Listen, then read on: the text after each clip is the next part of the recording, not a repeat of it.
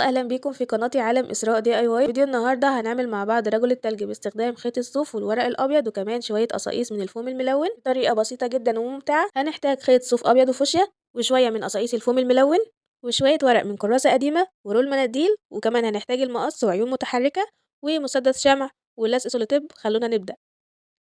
اول حاجه هنعملها هي تكوير الورق عشان تدينا شكل الجسم بتاع رجل التلج. هنبدا نكور الورق، هنكورها بايدينا كويس لحد ما تبقى متماسكه وتديني كده شكل كوره. عملت واحدة كمان صغيرة عشان تبقى راس رجل التلج بنفس الطريقة. هابتدي ان انا اجيب اللزق كده وابتدي ان انا الفها على الورقة عشان تضغط شكل الورقة اكتر وتديني شكل الكورة.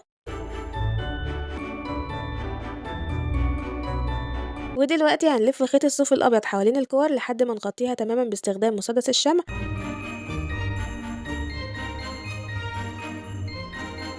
وبعد كده نبدأ نثبت الكور باستخدام مسدس الشمع بالشكل ده.